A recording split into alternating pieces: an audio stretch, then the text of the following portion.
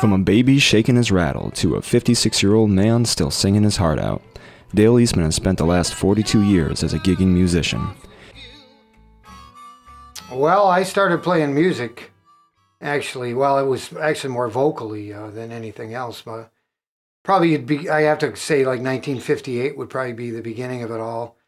I was just a little kid, 8 years old at the time. I have an older brother, and I can remember us singing together on those Everly Brothers songs on the records. After a little while, my brother started playing, taking lessons on the accordion. And then by the time I got to 5th grade, I started playing the trumpet and taking lessons. Played the trumpet for 5 years, took lessons for 5 years.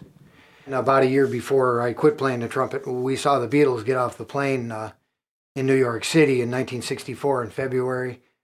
And so we decided it was time to start a rock and roll band. So we did odd jobs, whatever we could, mow lawns, different things like that to buy equipment.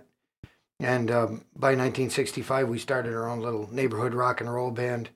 We were called The Bottle. We were doing the top 40 stuff at the time, what we could. The kid next door played guitar, and the kid up the street, he was our drummer. My brother played the guitar, and I went and got a bass guitar and an amp and stuff and started learning how to play bass. And I'd been playing harmonicas since about 1958, so we incorporated those a little bit. And we could sing. I mean, the cool thing was everybody in the group could already sing by the time we started the band. So all we had to do was learn to play the instruments, and we were ready to go. We did a first so-called gig for free at this YMCA place 3 weeks after I started playing bass. We actually played a gig, for about an hour. So we were up and running pretty fast. There was a lot of bands forming up, any dozens just in our area.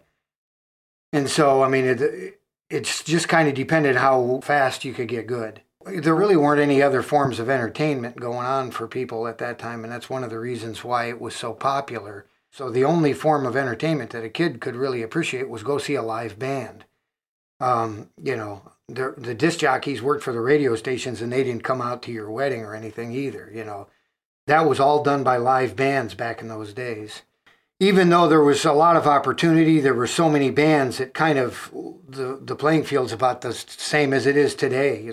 There's not as many bands, but there's less places to play today. And then back then, there was more places to play, but there was a lot of competition. Being exposed to the music that my father has played from the 60s has allowed me to appreciate it. He's always enjoyed singing. He loves to do harmonies, one of the more difficult parts to do. A lot's changed since the 60s. Dale continued to play music through the 70s, 80s, and 90s, but then decided to find comfort in his 1960s roots.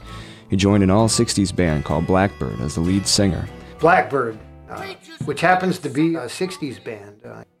But we do 60s music. We do a little bit of 50s we throw in there.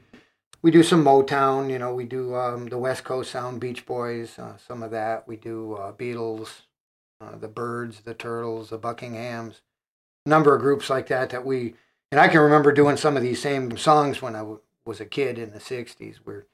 I'll have to say it's the best band I've ever been in. I mean, it's a pretty amazing band. We're proud of our sound, and if you ever get a chance, you got to check us out. After years of frustrations, late nights, and health problems, Dale sometimes thought about quitting, but every time he does, he remembers what he loves so much about performing. My father will probably continue to play music until he's no longer able to. I think that maybe he might not play with a band or any group, but he'll always enjoy singing. Well, I'll probably play, I don't know, as long as I can, I guess. I mean, as long as I can physically do it. I'm getting older, it's kind of hard to remember the words, and I need a little help here and there, Wait just a minute, something's wrong. This key won't unlock the door. You want to play for the people that helped you along the way. Like I said, my mom helped me, and you play for those who are coming on after you, just to set an example for the younger ones coming up. If you can do it, you have to do it, that's all. 'cause if my baby don't love me no more, I know her sister will.